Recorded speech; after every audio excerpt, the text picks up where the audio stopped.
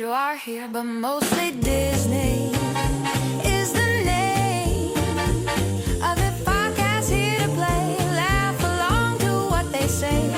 So tune in, grab your mouse ears, let's all give a cheer for Disney. Times are here. Hey guys, and welcome to the Mostly Disney podcast. I am always coming to you differently this week, live from Key West, Florida. And my buddy Andrew is there in Charleston, South Carolina. How's it going, buddy? Yes, it's only 110 here, but it's great. How's everybody doing tonight? And my brother-in-law is heading from here, from Key West to Arizona, where it really is 110. But it's a dry heat, so it's different. That's what they all say. No, it's still hot. And tonight we have a special guest for the first time on the podcast, our buddy Jim Smith. Tell us a little bit. Typically what we like to do is start with kind of your Disney origin story and how you, how normal people get rooked into this life of talking about Disney on a regular basis and going to and fro. So give us kind of, and then we're going to talk about boats, which is Andrew's dream job. So, Yes. So we can roll right through that. But tell us a little bit about how you came to be so excited about Disney like all of us. Yeah, I've always been a Disney kid since I was little, like watching the old cartoons. I was too young to see them, like most of them live. But like I remember watching reruns of the best of Walt Disney Presents, and seeing things like Mickey's Christmas Carol on TV and all the films and the Renaissance of the late '80s and into the '90s. And it just always was something that spoke to me. At the same time, I was always a Star Wars fan, huge Star Wars fan. I would like doodle and draw Death Stars and, lightsabers and the whole deal. AT-ATs and Tauntauns, you name it. So it was like a kind of a match made in heaven when Disney bought Lucasfilm. And I was never really a big comic book guy, but I became a Marvel fan thanks to the MCU. And as far as why I do kind of the more Disney things I do, it was just a manifestation of wanting to do something a little different, a little bit more than what I do for my career, which is I kind of work in transportation planning and things like that. So it's fine. It's not always the most exciting thing that I do, but this adds a little bit of kind of extra seasoning, if you want to call it pixie dust, call it what you will. But I do some writing. I've written for a couple of different media sites over the past few years, most recently Laughing Place, doing like kind of feature pieces.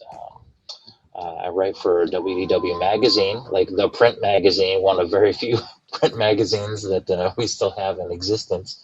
But it's a beautiful magazine, so I write for them. I also I have my own blog that I maintain, and I try to keep some trivia, some history, some news, and I also do some travel planning. So I kind of use some of what I write and what I report on to inform my travel planning business that I do as well. So That's all cool. kind of part-time additional things that I enjoy doing. How'd you get started doing the writing stuff? I saw like the bigger media sites and I thought, I would like to make something like that. Now I don't have anything to that scale, but I enjoy contributing to sort of the conversations, if you will. And I do my own thing in my own corner. And I still hope to make it into something a little bit bigger, and try to find a way to connect with more people and inform more people. And do it in not just a way that's like, we all love Disney, I'm just going to only talk about the wonderful things I love about Disney, but also give kind of the real, like, additional information. When they take away special privileges, that's worth discussing because it affects everyone's vacation who goes there. They recently got rid of some not extra magic hours, but the late hours, I believe it was. They got rid of some of the after hours. So things like that, they deserve to be known about, as well as, all the wonderful pixie dust. I think that's good too. Look, I post a question every day in like these different places on Facebook, and I know some of it sounds a little clickbaity, but these really are things I think about in the mornings, that are running through my head. And my wife and kids are tired of hearing me talk about it all the time. And that's the thing is, we've said on here, we are definitely sunny side up, Lou Mangello, choose the good kind of people, except for the Polynesian lobby. Disney messed that up pretty badly. But the thing is that we're not apologists either. Like, we're not afraid. We had a whole episode about grievances and tried to do it in the nicest, kindest way possible, Right. Because if Disney only gets positive feedback, then they're never going to know that there are, they're fallible, just like everybody else. Yeah. They can make mistakes.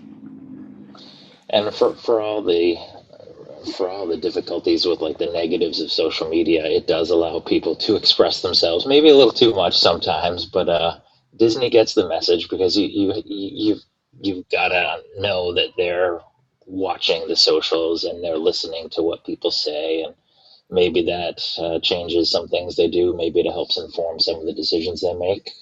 Well, and I'm sure they hear us. Yeah, and one of the good things about that is that discourse, right? Like, I love discourse. I have friends that we argue all the time, and sometimes my wife's like, "You guys need to calm down." Like, no, we're fine. We're having a good time. We're, we can disagree and still be friends. But like Carousel of Progress, which we talked about, Jim was like, "Well, we should talk about that," and we just did. And the thing about having the conversation on here and the comments in the chat and what was going on that was interesting is that I realized that I'm not in love with Carousel of Progress. I'm in love with my Carousel of Progress.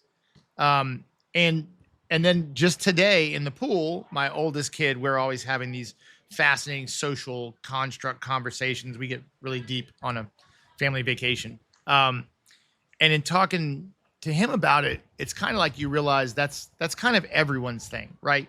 Like, are we really mad at what we're mad about? Or are we mad about we lost our thing and we want our thing to be the most important? Which obviously you can't do that because everybody has their own thing and it doesn't work, Yeah, it's interesting. I was listening to your episode where you had Tim on, and you were talking about the carousel, and like everyone has their own thoughts. But the point that you made that really was what resonated with me is that people fall in love with their version of whatever it is. I was playing a game with my family a couple of weeks ago, and it was one of those like where you ask someone a question, they kind of think about what their answer will be, and then everyone else tries to guess what their answer will be. And then, so I was asked if I could go back to any like decade, I think it was decade from the 1900s, what would it be? And, I love the Beatles. I love Disneyland. So I could go back to the 60s when the Beatles were exploding. I go back to the 50s when Disneyland was created. I chose, and no one guessed it, I chose to go back to the 80s because that's when I'm aging myself a little bit, but that's when I was a little kid. That's when Return of the Jedi came out. Whoa. It made me the massive Star Wars fan that I am. And to this day, it may not be the absolute best Star Wars film, but it's my favorite. It's the one that really got me, like, it's the first one I really remembered seeing in theaters that I was old enough to really appreciate. So like the 80s had Pac-Man and video games and the carnival that I used to go to as a kid, all of those things. It's the nostalgia of my youth. So yeah, I could have gone and experienced other decades that I hadn't been alive for and could have seen different things. But in my heart of hearts, I longed for something that I loved as a kid. And that was my choice. And that's my nostalgia. And, I think that's the same thing when you're talking about what attractions are no longer or changed or removed, Well, I think like with Carousel of Progress, the first thing people say was, they're destroying Walt's vision. Well, this isn't the version of Walt's vision. His was, what, 3 iterations before that? So it's just going in the next line of, hey, here's the newest version. Because if you ask my kids, anything from that, the latest one, well, the oldest one now, they have no clue. So now they'll ask me questions about the 80s, and they'll ask my parents about the stuff in the 60s. And, it's just moving it down the line for the next generations. And then, talking, the decades, I love the era my grandparents grew up in the 40s and the 50s. But I can remember my first Star Wars movie was that set me to the path I've been on is Empire Strikes Back. Wasn't even don't even remember Star Wars. My brother does, but I remember going to see Empire Strikes Back, and when he says "I am your father," and I'm like, all right, I'm done. I'm hooked. I'm good. That's funny because I should have put everybody in a different order because I've got a decade on you, Jim, probably, and so I remember my grandfather taking me in 1977 to see Star Wars, and we went to a morning show. And I think I've said this before. I say a lot of things, but I remember we walked this orange carpet at the theater and ramp up one side and down the other. We walked down the ramp. He paid. We walked right back up, and we saw it 5 times in a row. Like this, my grandfather was so patient. He just took me in and out of this movie theater all day for Star Wars: New Hope, and I was hooked. I mean, hooked. You saw it 5 times in that one day. In one day. And your grandfather watched it all 5 times with All it. Did he 5 like times. it, or did he just do it for you? I honestly don't remember. Yeah. I think it was just for me. I don't think he cared. Yeah. But it's true, and great. we love that nostalgia, and it's funny. My kid and I were talking about it as well. Like, I like the idea of, like, I've read Jeeves and Wooster, and I love those books. And there's Turn of the Century, dressing in a tuxedo for dinner, and I love the idea of that. But whenever I think about a different decade in the past, I think about how much better clothing is now. Like, I think about the military in World War II and socks. Like, it just must have been, like, among all the other awful things, I just think about these poor guys' feet. Like, it must have just been terrible with these wool socks and these canvas pants. And I think about how much better clothing is now. It's a weird thing to think about, but it isn't when you're sweating and chafing and walking around, Mm-hmm. Yeah, but Andrew, to your point about, it'll be fun that we will be able to identify with some of the scenes of the new Carousel of Progress. Right. And it'll mean something more to us, and therefore it will, sort of by association mean a little something more to our kids. And maybe even, our kids, well, they probably, my kids wouldn't be old enough to have seen any of it. But, it also goes to Walt's philosophy. I think Walt would have been one. I hate to say this is what I think Walt would have thought, but like he was never one to stand still.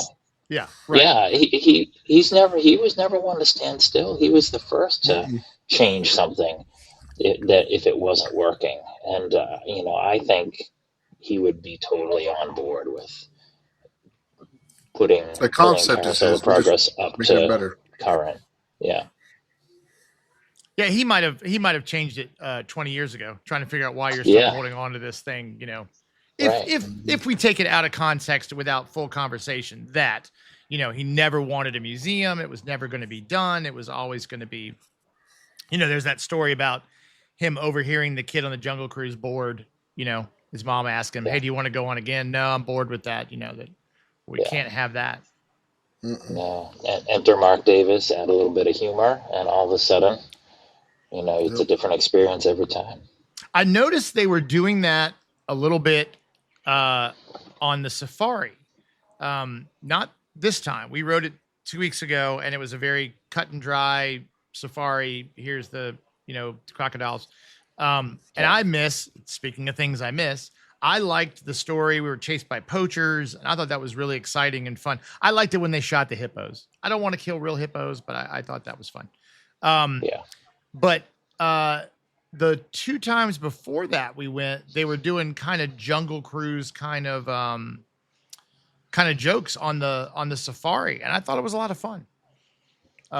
Just to change it up a little bit, but maybe somebody complained that it is a I had heard and read that that Disney had been sort of getting tighter with some of that stuff, at least for the Jungle Cruise. Like the skippers had been allowed a little less freedom to make jokes, that they've got sort of, that they can't ad lib as much, that they can only sort of pick from whatever the content is that they're, that's like kind of, I don't know, approved for delivery. I don't know if that's true. I've just read and seen things about it. So, but I hope that, We need to find a former skipper to come on the show and give us the behind Yeah. the scenes on that. That would be Well, a lot of fun.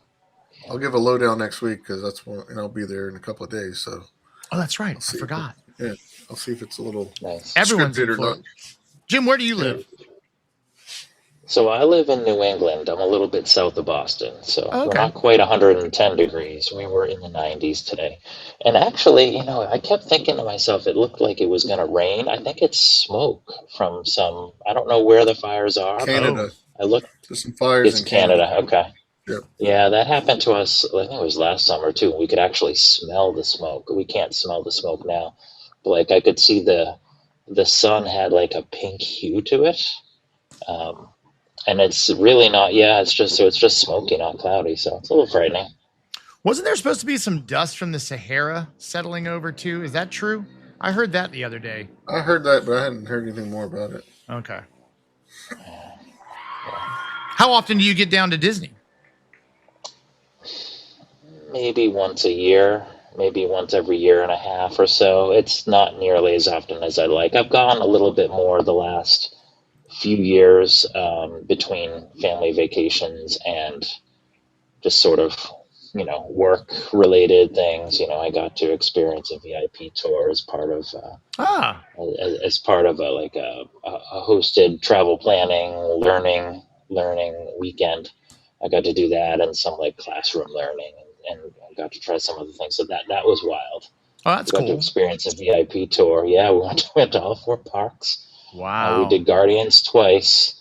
Got some snacks in between. Got to see some like some behind the scenes. We did not dinosaur. We went through the back of Dinosaur on our way into Animal Kingdom to then ride Everest, but no one else wanted to ride Dinosaur, so it was kind of majority rules. So we didn't ride Dinosaur.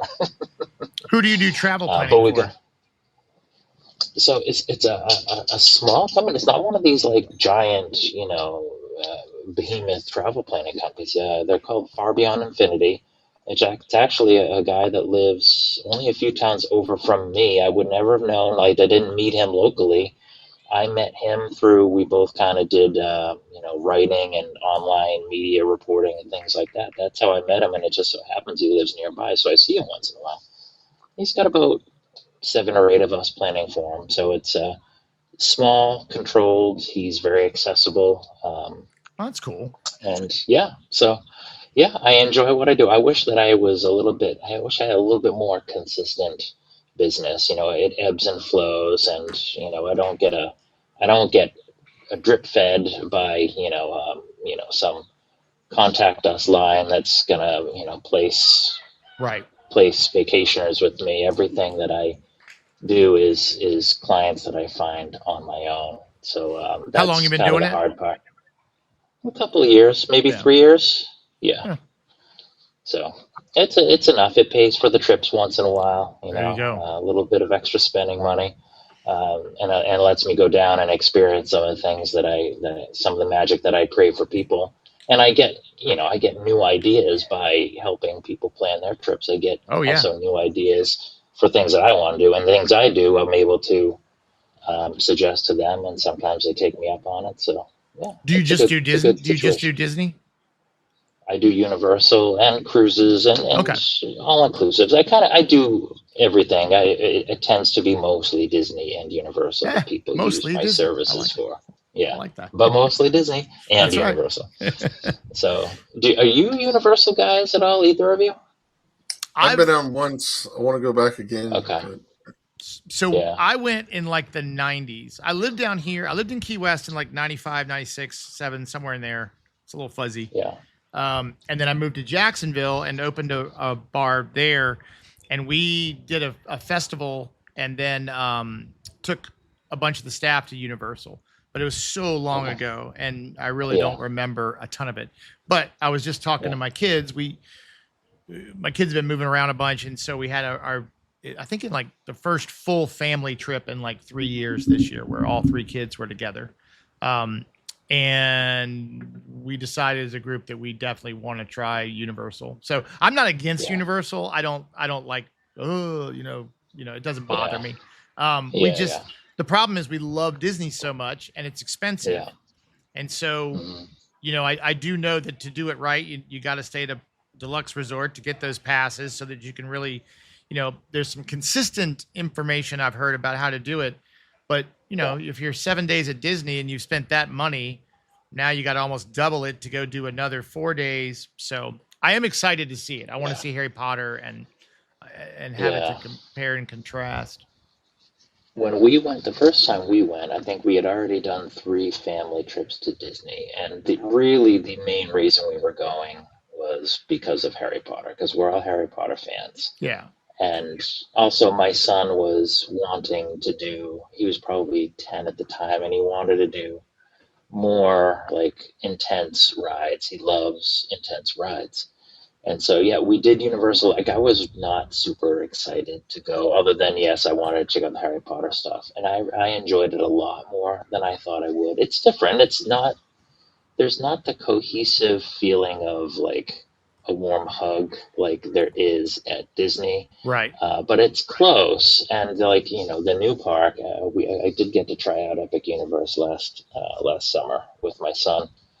And it is amazing. And we've stayed in 3 different resorts over the course of our different trips there, and they have, if you're staying at one of the resorts that's on, like, they have a little river section that's not unlike, where Disney Springs, the Sassagoula River goes up, and it goes to a few different Port Orleans and a couple others, Key West. It's sort of like that sort of thing, but that's their deluxe resorts are along that waterway, and you kind of take the boats to and from, and it's all very nicely contained until Epic Universe went in. Now that's like down the street, and now park hopping between the original 2 parks and Epic is kind of like taking a bus from one Disney theme park to another Disney theme park. Right. It's like everything was nice and so convenient. You could walk to each park from each other, and so it's a little more spread out now.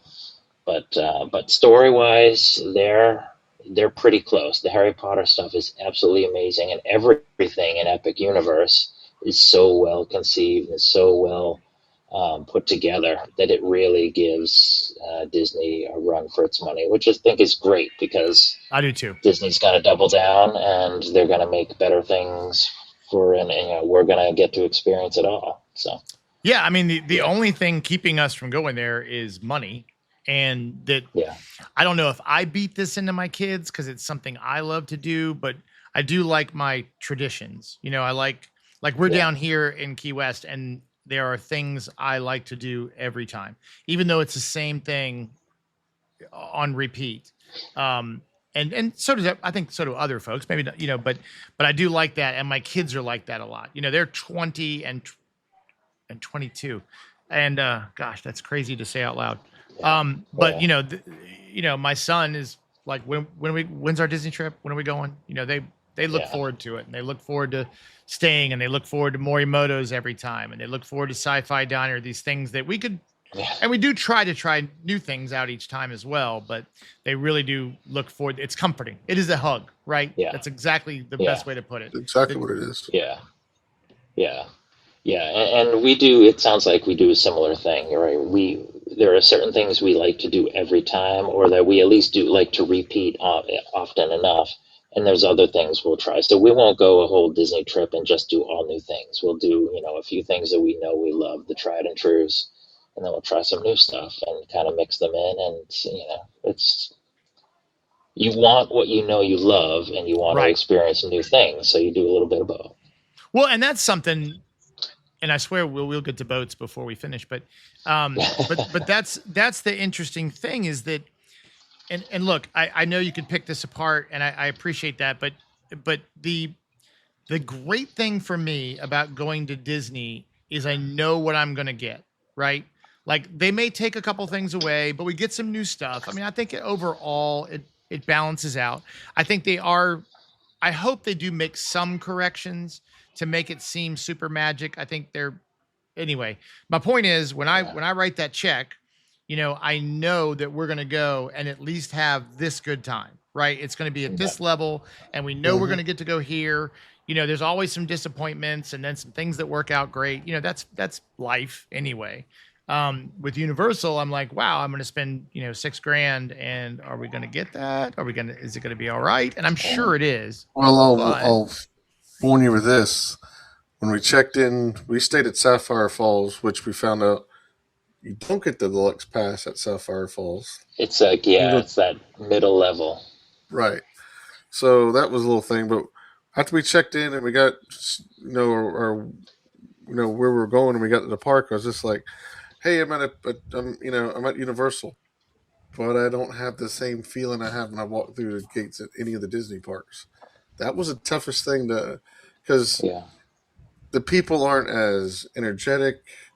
The rides are great. They're the movie people. So all the attractions are great. right. But it's just that little extra over the top that you get with Disney. You don't get that at Universal. So there's a little bit of, oh, did I make the right choice? You end up having a lot of fun. The food's good. The attractions are great. But there's just something about that extra little over the top that you get. And even the people that you're around are a little different. They're not. I don't know. Yeah. It's just there's something You in don't the quite air. feel the love. Yeah, exactly. There's just the air a little bit up I-4 is not as good as the air down I-4. But it's still fun. We had a great time, but it was just like, okay. But I'm sure people that are Universal people say the same thing about going to Disney. But I mean, don't take this too literally, anyone. But here's the thing: when I walk down Main Street, that feels real. Like Yes. I'll even say Disneyland to me, which I adore. It's not a negative thing. It felt more like a toy to me, right? Like Disneyland felt like not fake, but a toy. Whereas Disney World, and again, some of it may just be nostalgia and bias. I get it. Please send your hate mail to Andrew.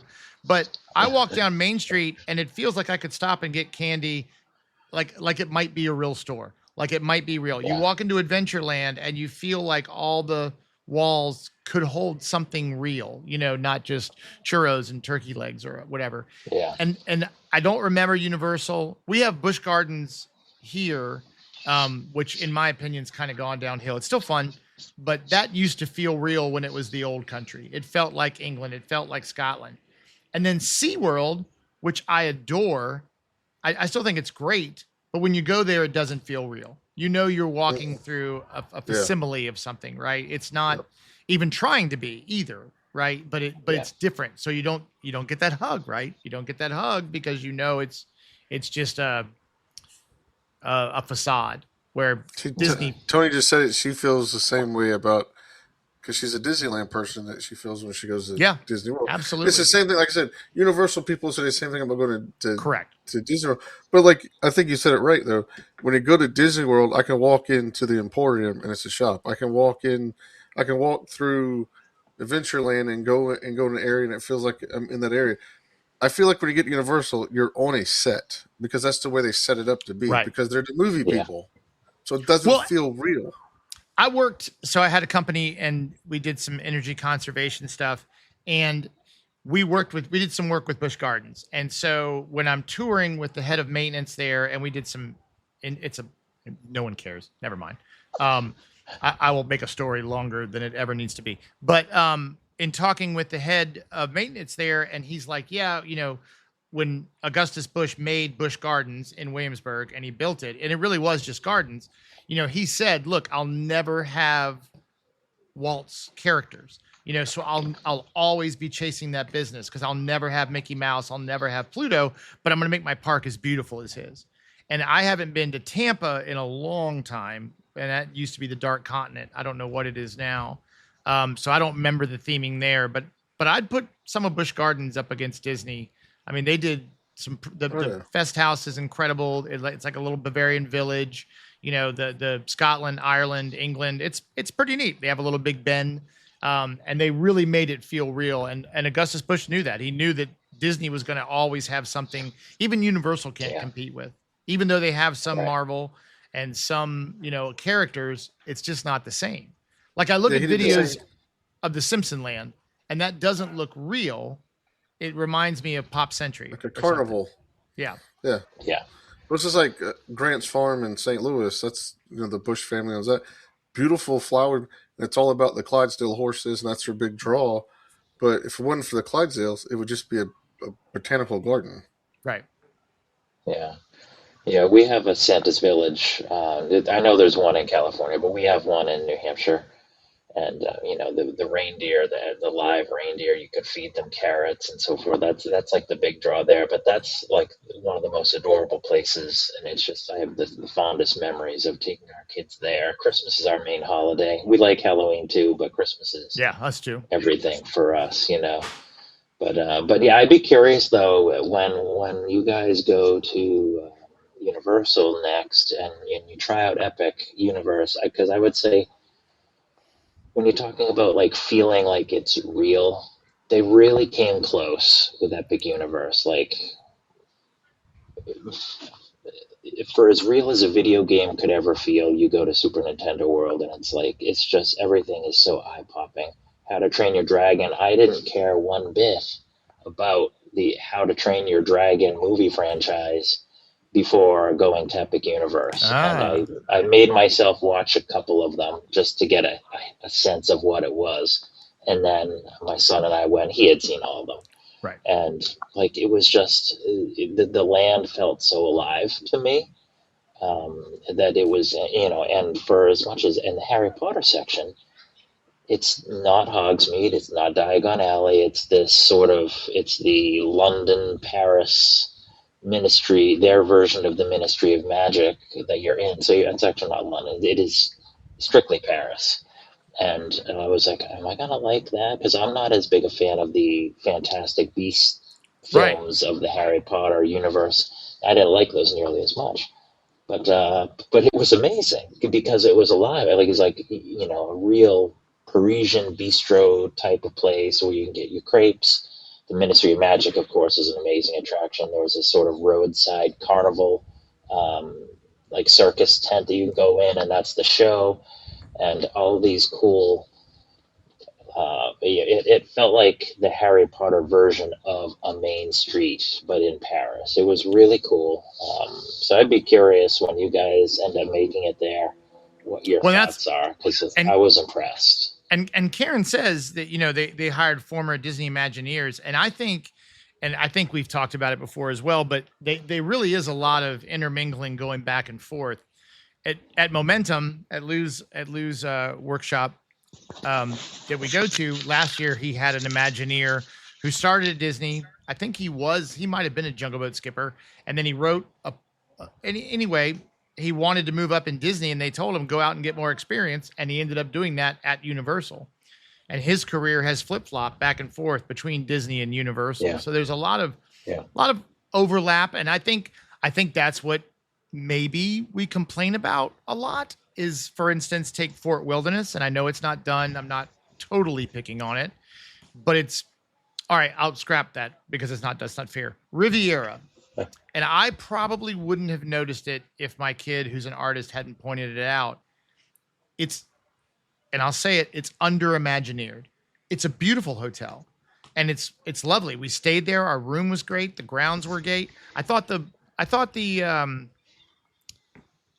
staircase was weird because it's hard to walk up and back. It was like, it's very narrow in the lobby. But when you pull back a little bit on it, it is a square hotel with a fancy roof. Like, it's not like Wilderness Lodge. It's not like Polynesian or Contemporary or Animal Kingdom, even Riverside. And even though Riverside and maybe Caribbean Beach are kind of carbon copies, the theming separates them a lot, much like Animal Kingdom and Wilderness Lodge, right? Those are very similar style resorts, or at least lobbies. And then, the theming sets it apart. It's over the top. It's like Joe Rohde just went around with a magic finger and touched some of this stuff, Yeah. And then the Riviera, it has a kind of a weak story, right? Walt and Lillian went to the Riviera. Here's some photographs. And it's not bad. And there's people who love it. And maybe that's my fault because I feel like if you want Disney without Disney, you've got the Swan and the Dolphin, and you can go there and get a little pixie dust, or you can go to Beach Club and be transported away to somewhere else. Yeah. And I feel like go ahead. They built two hotels at the same time. They built the front of Coronado Springs, Grand Destino, and Riviera at the same time. And they're totally different hotels. I love staying at Grand Destino. It's not like staying in a deluxe resort. I feel like I've when heard Riviera was great built, things. it was to keep the vacation club people happy. It was also built during COVID, so they just kind of, I felt like just threw something together and said, here's your next DVC hotel. I mean, I feel like, and I won't name any names, but someone had told me who may or may not have some inside information is just like, you can tell when the Imagineers got to do a project and when the accountants got to do a project. Correct. For instance, if you look at the queue for Haunted Mansion in Disneyland, it's pretty bad. Horrible. I mean, it looks like you went to Lowe's and got the Disney stuff, and it's not good. And look, there's going to be limitations. It's not unlimited money as much as we always think that. You know, we think Disney can do whatever they want because they have all this money. But I would argue in the other direction that the reason I'm on vacation Tuesday night talking about Disney is because of that little sprinkling of magic that's almost unnecessary, right?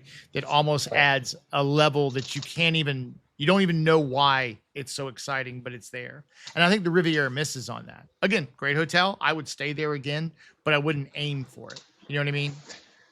Well, every now and then Disney gets criticized if they, an attraction is a quote off the shelf attraction. When you think about maybe something like an alien swirling saucers, or there was a few attractions in Disneyland Paris in the early days that were, fairly standard. Like you slap a Disney theme onto something, but otherwise it's fairly bland and doesn't really stand on its own. It almost sounds like maybe that hotel was sort of a fairly basic design, and you throw a little artwork around and kind of call it a day. I haven't been, but that's what it sounds like from what I've heard, both from you guys now, but I've heard it in other places as well.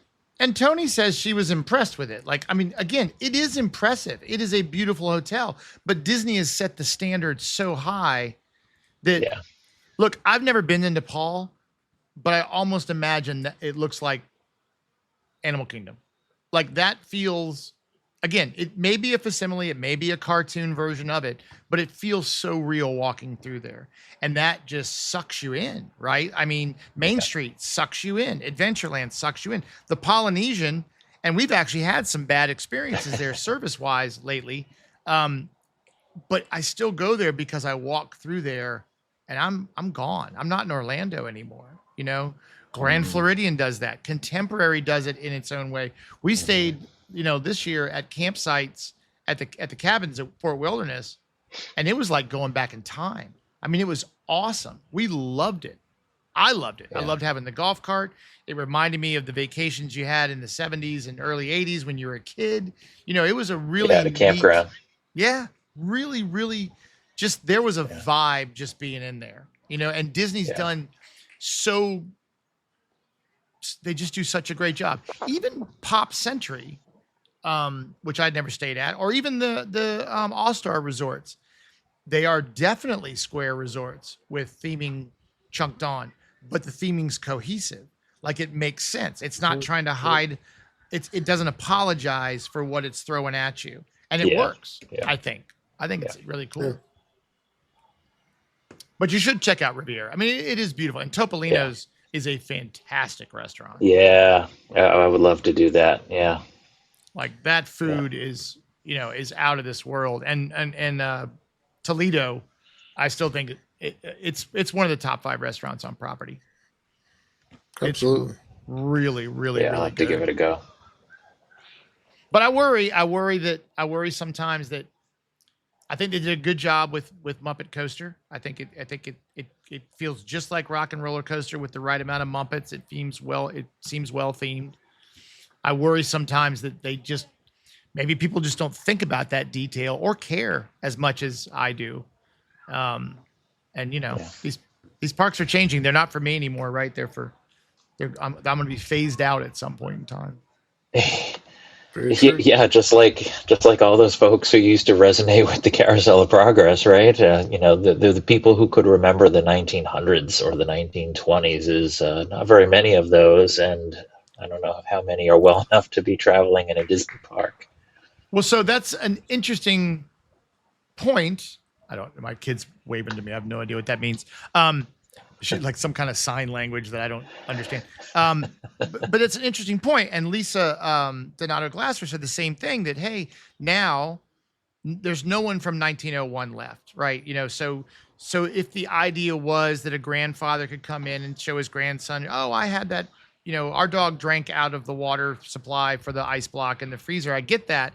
However, I don't want that to translate anywhere else in the park where, oh, we're going to get rid of Main Street because no one was around at turn of the century anymore. So there's no one to share it with. And my kids love Carousel. They were upset it's changing. Like, they don't want it to. Again, I still think when you break it all down, at the end of the day, it just points back to the fact we love our versions. We love the comfort. We love that hug. And now we're going to new hug, and we got to get used to that new hug. Yeah. But I really don't want Main Street to change. I don't want Adventureland to change. I still want to keep those kinds of things going, It's a good point. I hope it's not like a slippery slope that gets started. But maybe we can convince ourselves that Carousel of Progress is in Tomorrowland, and Tomorrowland is always changing anyway. So we kind of, chalk it up to that. But yeah, I can't imagine Fantasyland would change all that much, because it isn't. It's not meant to represent something historically the way that Adventureland or Frontierland or Main Street would have been. So I like to think that we're safe. I mean, I would have said, fingers crossed. Like, I don't love it, but I get that the Rivers of America is going away. I do understand that decision, even though I really, really like. It was comforting just as scenery to have that boat going by, and the whistle and the sound and the water and all that was really, really cool. But I'm okay. I think the Cars thing will be cool, and I think Cars is one of those things that it might last 100 years. Like 100 years from now, kids might still go through a Cars phase, like my kids went through a Cinderella phase and then a Briar Rose phase. They went through all these different things, and the princesses have been consistent all the way through. And I think that will stay. Yeah.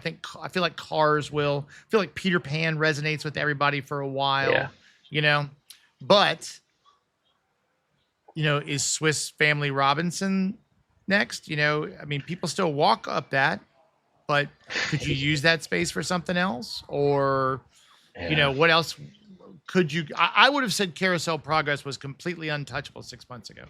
I would have bet money on it. I was very surprised by that announcement. It's kind of wild. Yeah, I've been worried about it. I mean, when you go in there, it's never more than 30% full.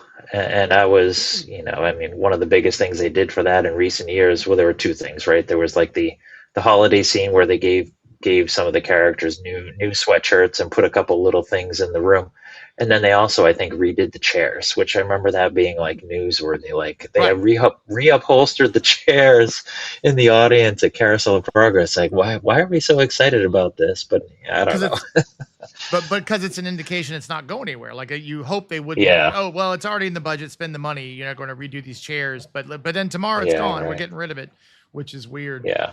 But it is interesting. Yeah. Like I think Lou asked me one time about when they were talking about the Mary Poppins attraction over in England at Epcot.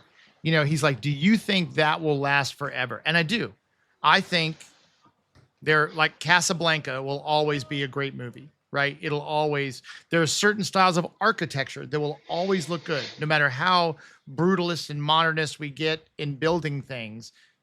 A Cape Cod will always look pretty. The beach club, the yacht club, it'll always be pretty, no matter how far away from it you get. Not to everyone, but aesthetically, mathematically pleasing, right? It'll stay that way forever. And I think Mary Poppins does that. I don't know how they do it. How you create music that lasts 100 years, how you create a story that lasts 100 years. I assume kids still read Mark Twain. I don't know. I think mine. I know mine. Did. I read it as an adult, and I struggled with it. Yeah. I felt like I had never read it, and it never was assigned to me in school. Neither of my kids have had it in their curriculum, and they haven't tried to read it on their own. I read Mark Twain. I did okay, and then I read some of Huck Finn, and I really struggled with just feeling the flow of the story. But Well, if this is so weird, such a weird turn, and maybe we'll talk about boats next time. But yeah, my oldest kid, who loves to read, was saying that there was, and I've never looked this up. Please don't yell at me, but that Huck Finn was a little bit of an apology for Mark Twain's political views in Tom Sawyer. I'll leave it at that. That there, interesting. that Okay. there was, you can look that up on your own. Here's a homework assignment. Look it up Yeah, on your own. yeah. It is mostly Disney, but I don't want to go too far down literature. But that there was a difference in the two of those books, and some of the friendships and some of the themes, and apparently Mark Twain caught some grief for some of his feelings in that book, and there's some themes in Huckleberry Finn too. I didn't realize he died. He was broke. He went broke. I just read this the other day by backing a typeset that didn't work out. Yep. Mark Twain did? Yeah, he he made all this money, and then he took it and invested it in like a kind of typeset that he thought would take over some kind of typewriter, and then technology completely passed it by. He lost all this money and owed all these creditors a bunch of money, and rather than, I guess the law said he only had to pay a certain part back, and he said no, and that's why he went on this world tour to make enough money to pay off his debts and rebuild himself. And the Ford family Yeah, took care I of didn't it know too. that. Yeah. There's a lot of literature. I was thinking about that. Swiss Family Robinson is the last book, I think, left in the parks, right? Because you had you had 20,000 Leagues Under the Sea, you had Jules Verne, that's gone. Mark Twain's gone. But you still got Swiss Family Robinson left over there. Yeah. And I liked that. I love. I make a point to walk up that treehouse every time. I love it. I climbed trees as a kid. I love the film itself. I fear that it won't be long for the world, but and not too many people go and visit it. I mean, there is always a few people, Right. but it also takes some physical effort. not everyone wants to walk up all those stairs. So I don't think that tree's there's going a anywhere. good- It's part of the aesthetic of that whole area. I don't think it's going anywhere.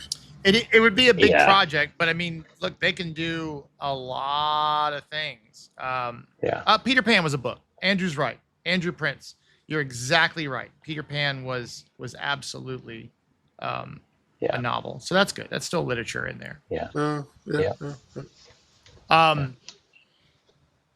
It's interesting, when you think about my kid said that the riverboat ride was hot and boring. I mean, that was their take on it. And we didn't do it every time. I did like walking around Tom Sawyer. And if that ice cream shop had been open more frequently, I would have gone over there every trip and gotten an ice cream cone and sat there. Oh, Aunt Polly's? Yeah. I never got to go in there. It was never open while we were there. But down here in the Keys, when I lived here, there was a store called Fast Buck Freddy's, and they sold all kinds of... That's a great name. Right? It sold all kinds of amazing stuff, from novelties to kind of fine clothing. It was a big, huge store. It was really cool. And it went away. It's a CVS now, which is a bummer. But my friends who live down here still, and when it went away, I was like, I can't believe Fast Buck Freddy's gone. He's like, yeah. Went in there all the time. I'm like, yep. He's like, did you buy anything? I'm like, no, I really didn't buy much in there. You look around, right? Like at the novelties. Yeah. I didn't spend a dime in there, and that's why it's gone. Yeah. I do. I did enjoy. I'm sorry. Go ahead. I'm sorry. Real quickly, Andrew says A. Milne, Winnie the Pooh, also. Oh, perfect literature in the example. park. Yep. Yeah. Thanks. Yep. Yeah. Yeah, I do. I'm not going to say I miss Tom Sawyer Island, but I did enjoy it. Again, it was the same side of me that liked climbing trees, liked to explore and wander in the woods, like little things like that. That actually provided me one of my favorite parade experiences. I watched from Tom Sawyer Island, and I was looking down on the 3:00 parade, and I saw Maleficent Dragon go through Frontierland, blow smoke, do the whole thing. And it's funny because I saw it go by, and then I left the island, got on the little raft, and was able to hightail it over to Main Street before like that same part of the parade got to Main Street, and I was there on my own, and I was trying to take photos for some articles I was writing and things like that. So I wanted to hustle over there and get to like Town Square and get some photos and stuff. And the parade moved so slowly that I was able to get off of Tom Sawyer Island and then like hustle through through Liberty Square and then kind of the back, behind the sidewalks of Main Street. And I was able to get there before Maleficent did. So that's cool. But that was a cool view of the parade from Yeah. up there. It was a very unique vantage point.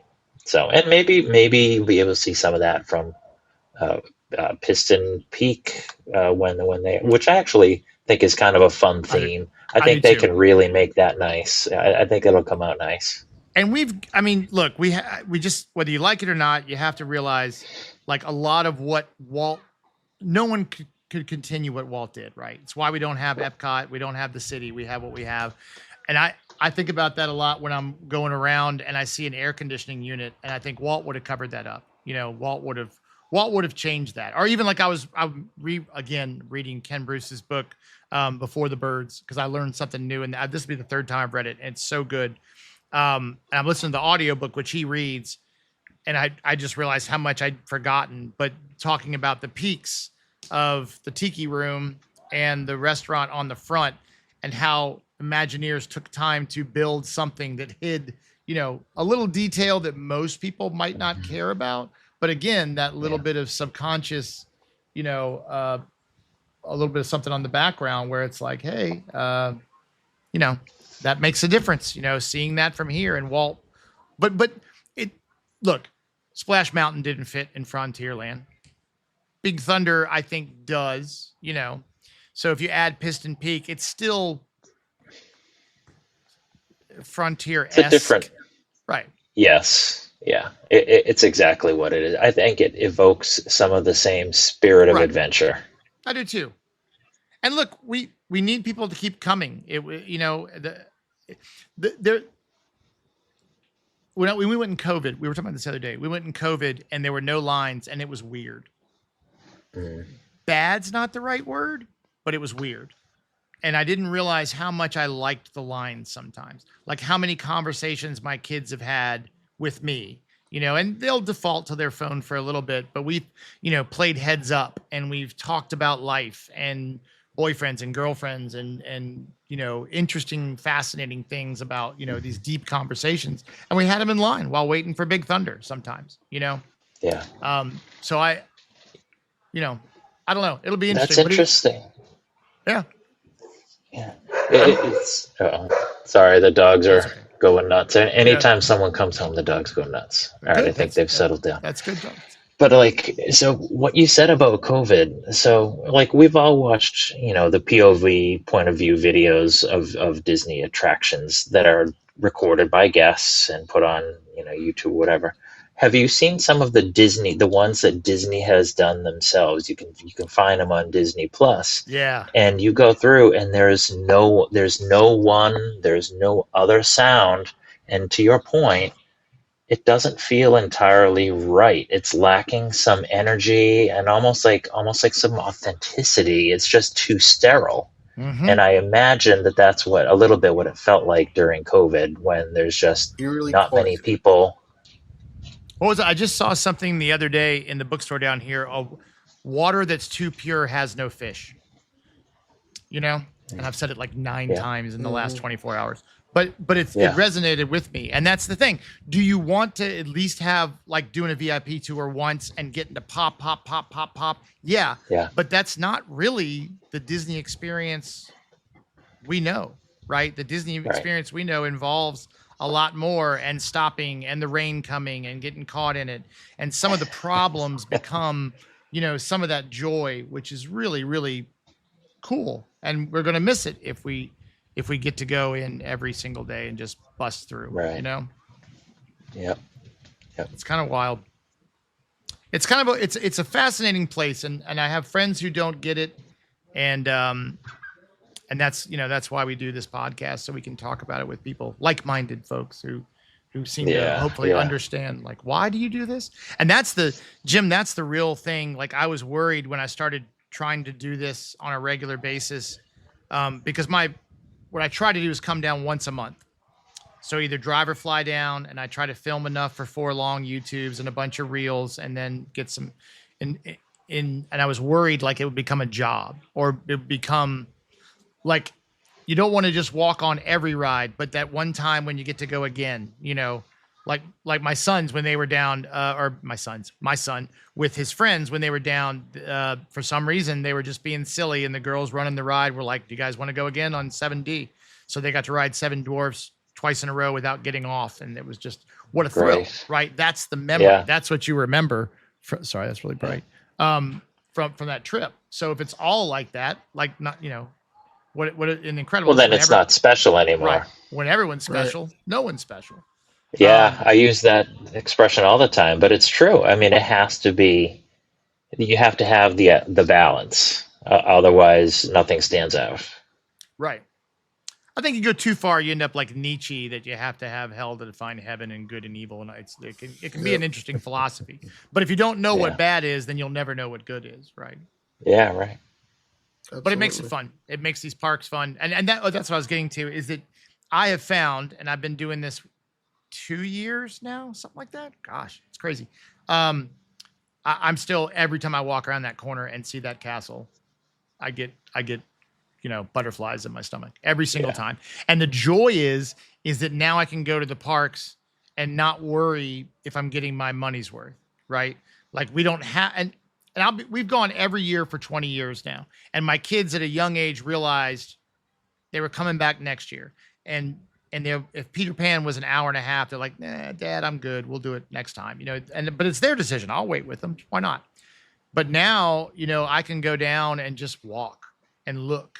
And it's really cool. And I think if I lived down there, I would probably eat dinner and then head over to the park for, a couple laps in the evening and get a Mickey bar and go home. And it would be really, really neat to be able to do that.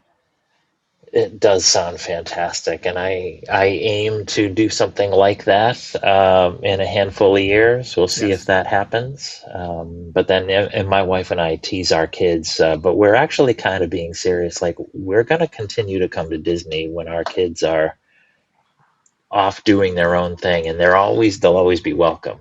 Right. But we're not only going with the family, like we're going to do the nicer restaurants at Epcot or at the resorts that the kids didn't really want to do, or that they wouldn't have it didn't appeal to them, or they didn't want to be patient, whatever it is. We're going to do those things. We're going to walk around and not try to go on as many rides as we can, and we're gonna smell the roses basically, and I can't wait for that. And I love what we do with our kids, but I'll enjoy what we can do when it's just us too. It took a little bit of adjustment. Like the first time I was down in Orlando for a sales convention, and it was around our anniversary, so my wife flew down after the convention was over, and we stayed for a few days, and I kept reaching for hands because the kids were little at the time, right? And it was panic inducing. I'm like, where am I? Oh, they're not here. And it felt so strange. And then now they're all in college, and my wife and I'll come down for a weekend. I just got her an annual pass. So now it's not as cost prohibitive to bring her along. Now like we did a video, and I did Epcot and Animal Kingdom with no rides.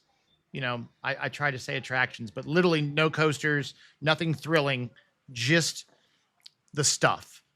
And it's 2 of the best days I've ever had at the parks. Yeah. Like Animal Kingdom has so much to offer. Those trails you could spend the whole day. Like I don't feel like we did everything. And that was skipping Everest, skipping Pandora, all of that. Well, you know why? Because you weren't rushing to do everything. That's 100% why. You weren't stressing. You're just going with the flow.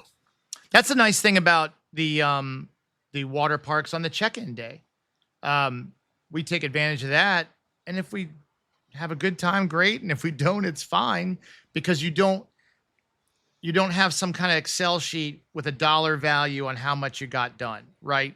And it's hard, especially if you're going once. I would be miserable. I feel like going to Disney once would just be really hard, because you're trying to maximize your dollar amount. And how do you do that? What are you going to miss? Because you're going to miss something. Right. Yeah. We developed a strategy very early where one thing a day, and then everything else is gravy, and it works out. But it is fun. It is fun to go and have no pressure, pop in, pop out, go to a different park, wander around, and it's really still fun. But I'm a big child, so what guy in Lou's group Aren't we all though? That's why right. we're like. That's Yeah, why that's we're why we still talking go. like you said. Yeah. Guy made fun of me in Lou's group and called me a 12-year-old. I'm like 12-year-old. I was like, that's ambitious. 8, 7. Not 9, maybe. Yeah. Thank you for the Don't insult me. compliment. I'm 9 at no. Silly goldfish. We don't know. Are you? Is that an insult? All right. Well, hey, really learned a lot about boats tonight. Glad I did all that research. Yes. But I even it's had awesome. notes. Yeah, I did. Well, save We'll them. do it I another had time. Yeah, questions. save Yeah. them because we do this every week, so we can definitely have you back on and be a lot of fun. Yeah. Tell Yeah. everybody where to find you. So plug you it. can find me at faxandfigment.com. So that's FACTS, not the fax machine, but FACTS and figment.com. Jim Smith at faxandfigment.com. And you can find me on social at either Disney Fax and Figment on Instagram and Facebook. I think it's Fax and Figment on X, although I don't really do much over there. Every now and then I'll share something that I have written. So that's where you can find me. Yeah, and you'll catch my articles here and there in WDW Magazine. For anyone who happens to get that magazine, the one that's out this month is reminiscing about the 1990s. And I do have an article in there celebrating the history of The Nightmare Before Christmas, which is one of my all-time favorite films and my absolute favorite Halloween film. So I wrote an article about that, kind of how it came out as a sort of a underappreciated sort of dark horse cult following, and just grew and grew and grew like the little engine that could, and then how it's represented in the parks and things like that. So that was a lot of fun. Yeah, so that's where you can find me. I love it. Thank you Thank so you much for having me on. coming on. Yeah, Yeah. I mean, I enjoyed in the group chat, and I've enjoyed hearing you talk and your posts. So it's it was a no-brainer to really to have you pop by. Andrew, how are you doing? How's the YouTube channel? Now they got a new camera. It'll be going good. I haven't made a post in a while since I have a camera, but I'll get some video this week. We leave Thursday morning. Going to stop in at Typhoon Lagoon on our way in, our check-in day, and then staying at the Animal Kingdom Lodge like normal, and then Oh, nice. we're Nice. going to go to Animal Kingdom that morning. It's typical. They're calling for rain. It's July. I get it. We're going to try to hit a bunch. And he froze right up. And if everything works out, Lou and I'll get to do lunch together Friday cool. at Jack and Yeti, and then we'll see what goes from there. So looking forward to it. And then, I was going to play golf, but it's just too hot. I'm not going to play golf. I changed my mind. I'll wait till the fall in October, and maybe I'll bring my clubs in and do it. So We're playing Thursday down here, and it'll be the Madagascar Open. It's gonna be really hot. yeah, I will tell you, I was thinking about food though after you said that, Jim. Takumite is the best meal I've ever had in my life. Oh wow. Okay, I haven't been there. It is so expensive and so you got worth it. to. It's awesome. It is. I don't Well regret worth it a bit. I would put it on a credit card. Yeah. That's how much I love it. I mean, it's worth it. Yeah. Ashante on the cruise ship was unbelievable. And I've done those like without my wife and without we lost Andrew. Without the kids. So it is fun having some adult experiences. All right, well, guys, Tony, thank you so much for coming. Karen, Andrew Prince, thanks for keeping us straight as always. Caleb, if you're still around. If you like what we're doing here, man, hop over to Ecamm. That's what makes our little stream possible. I'm using the portable version today, which anytime I'm inconsistent by nature, so having it trying to do it from a porch is a little weird. But I didn't want to miss a week. And if you use the code Tater, there's Andrew back. We lost him just for a second. If you use the code Tater, you get 15% off, and it's probably my favorite tool that I use. I will say if you saw that fan review I did on YouTube and Facebook, a company reached out and sent me this guy, which I'm going to do a video on. It's cool. It's got a little Yeah. little LED screen. Rechargeable. Very much nice. rechargeable. It mists. It's got. I'm going to do a full video on it. It's the first time any products ever reached out to me, so it's kind of cool. But I Cool. will say the nice thing is, spoiler alert, I really like it. Like I was worried because they're like, yeah, if you do a good job, we like it, then we'll send you more stuff. And it's tempting, but I don't want to endorse anything I don't love.